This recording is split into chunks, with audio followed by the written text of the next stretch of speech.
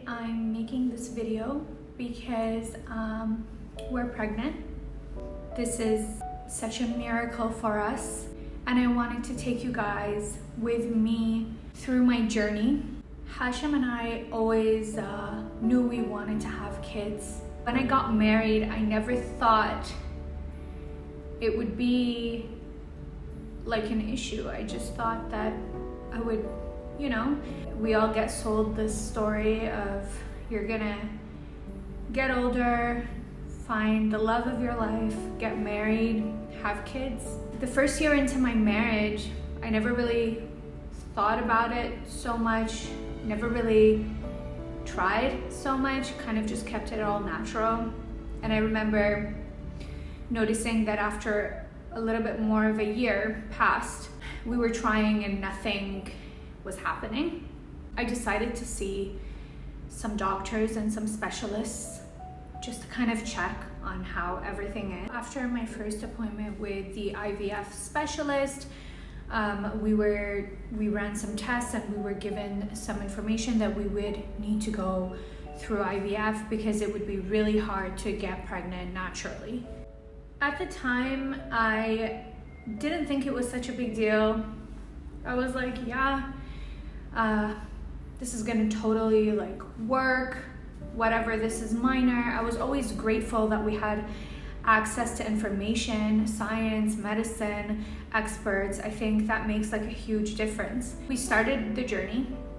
I started with the IVF, and not sure if you guys know, but there's a lot of needles involved that go in your stomach. It's not the easiest thing to go through.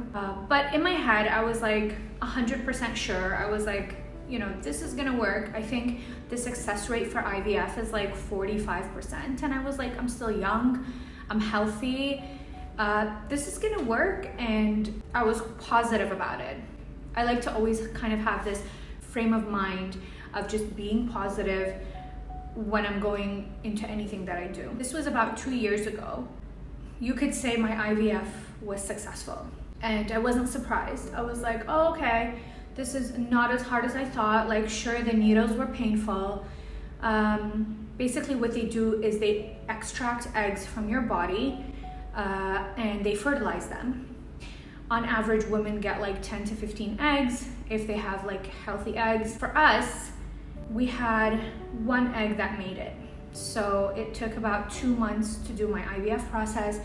And in the end, we had that one egg. So we were just counting on the egg working. And I was very positive about it. And so when they implanted the egg back in my body, just like I thought, 2 weeks later, I got a positive pregnancy test. I was wow, I'm pregnant. I can't wait. This wasn't as hard as I thought. I was doing all of this in London, and I remember coming back to Dubai pregnant. I remember my parents and just everybody being so excited and happy, including me. I started to think about what I wanted to name my baby. Your mind just kind of starts preparing for this new chapter. It was the happiest time of my life. At that very same time, I got news that someone very close to me was struggling with health issues. And I remember that kind of shook my world. And I was trying to kind of stay positive about being pregnant. I didn't want to become too upset.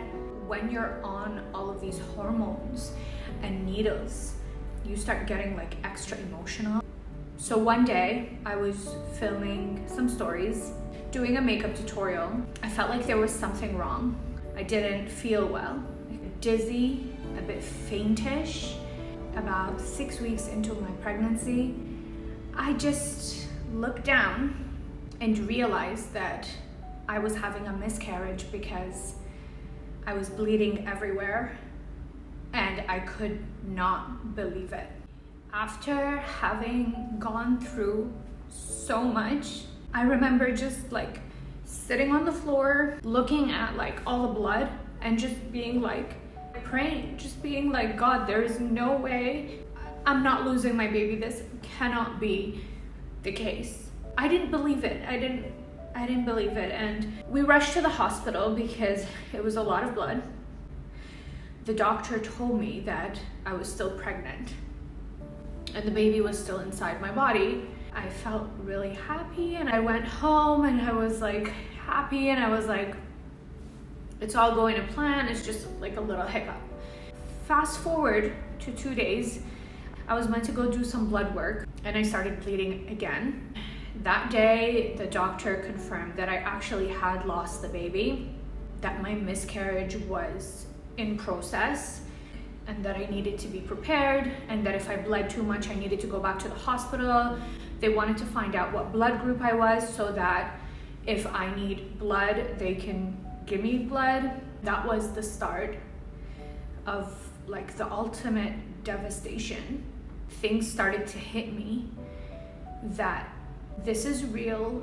Am I gonna be able to be a mom? Is it gonna be easy? Because my IVF results only gave me 1 egg, and that egg that I got was such poor quality that it didn't make it. So I had so many questions in my head, and that was the first time that I started to ask myself, am I ever gonna get to be a mom? Weeks passed, and for the first time in my life, I started to feel like I wasn't myself anymore. I was a bit numb. I just stopped feeling things. I don't like the person that I'm becoming. It was as if it was just like a block, and I could not come out of that feeling. I also made a decision that I did not want to undergo IVF anymore. I hated it. So I decided that we were just gonna try naturally. I'm a big believer in like natural medicine, and so we started being like super healthy, and I was like, I don't believe in no's. I don't believe in no. This is gonna happen. It's gonna happen at the right time, and I don't wanna obsess over it. I don't wanna become depressed.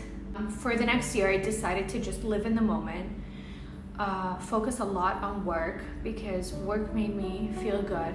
It makes me happy, so I decided to start focusing on it. And so for the next year and a half, we kept trying naturally. Nothing happened.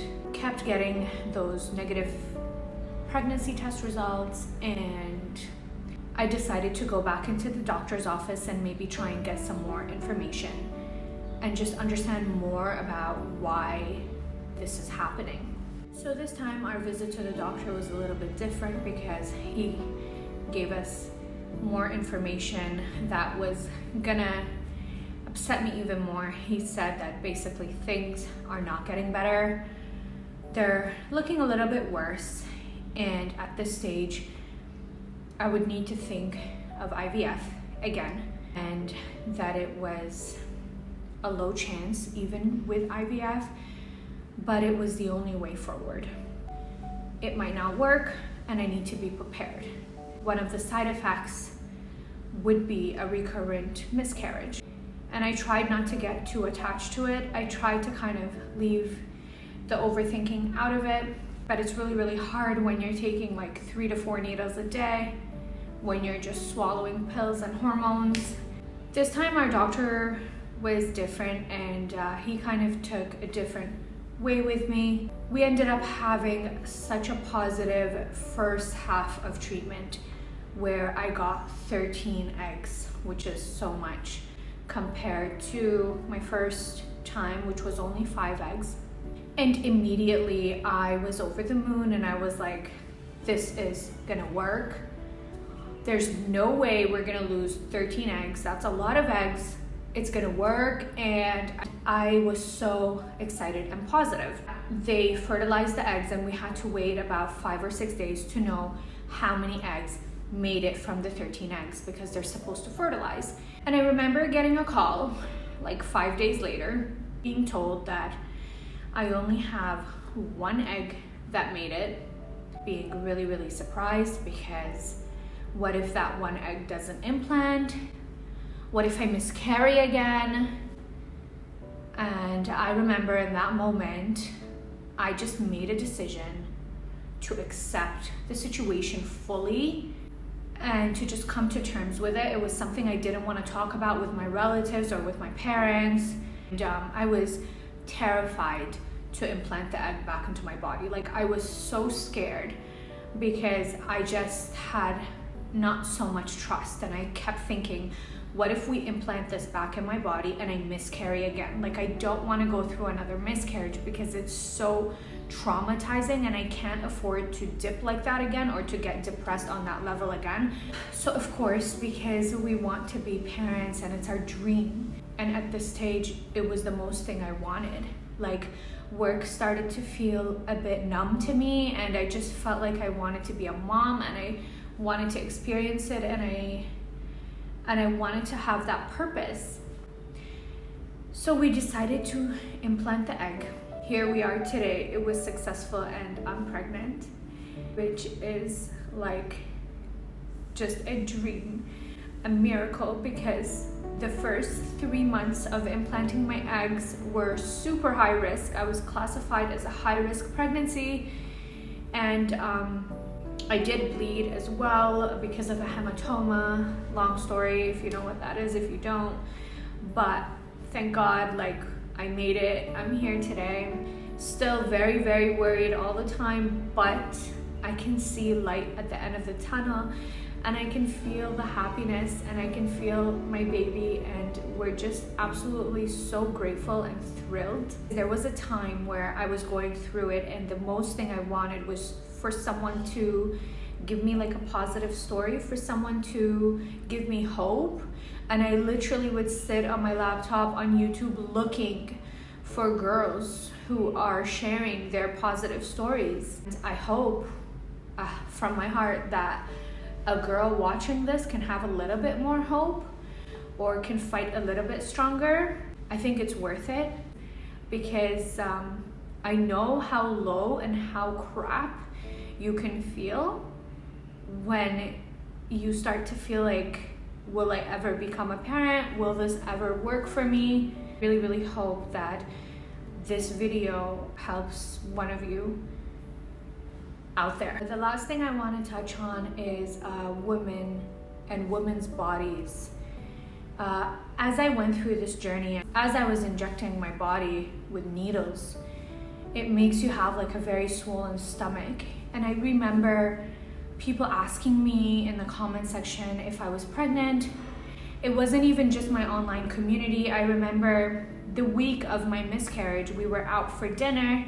One of the girls at dinner looked at me and she was like, hey, like, you guys have been married for 3 years. Like, do you not want to have kids? What's the holdup? Come on. And I know she was probably trying to be nice, but that was probably like 2 days after I miscarried and I was going out to feel better. So it was the last thing I wanted to hear.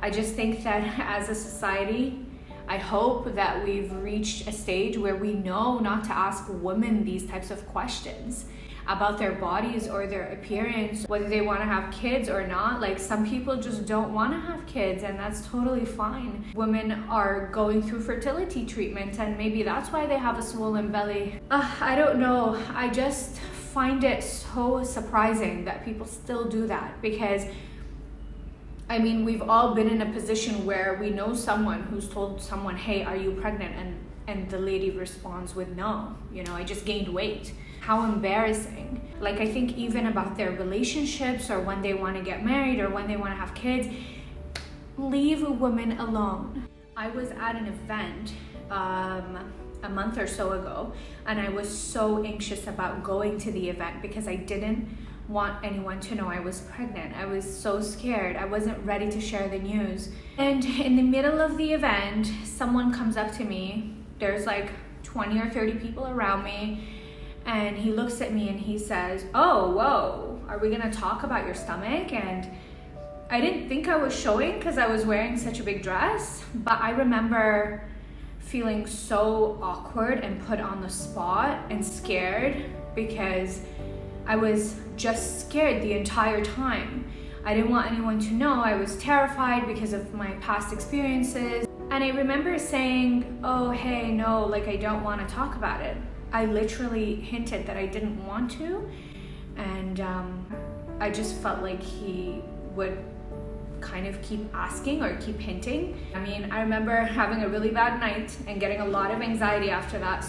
Let's leave women alone. Let's respect women's bodies. Let's respect their decisions. Women don't owe anyone kids. Women don't owe anyone anything. What they decide to do with their lives, their bodies, their appearances is their business only. We should learn to respect that more, because from the day I got married, it's my top asked question, and people blame me a lot. Like, I've had someone message me and say, you should really stop focusing on brands and press trips so much. You should focus more on having kids. And that was like at the peak of my dip and depression. And I just thought, wow, like, you think I'm that shallow that I just want to live for brands? Even if a woman does want to focus on work or brands and doesn't want to have kids, that is her business and her right, and there's no shame in that. Yeah, it's an open space, it's an open online community. A lot of people will retaliate by saying, like, you chose to have a public account, like, you're a public figure. No, just because someone is a public figure does not give anyone the right to abuse them or criticize them or put them down. Okay, we're still part of this community and this world, and everybody online has feelings. Just like you can be civil on the road with someone next to you in a car or strangers, you should be able to be civil and respectful towards people online. It doesn't give you a right to put them down. Thank you so much for watching this. I'm sending all the mommies to be, I'm gonna call you mommies to be because you are, and one day, for every woman struggling, I pray that you find your miracle. Thank you guys for watching.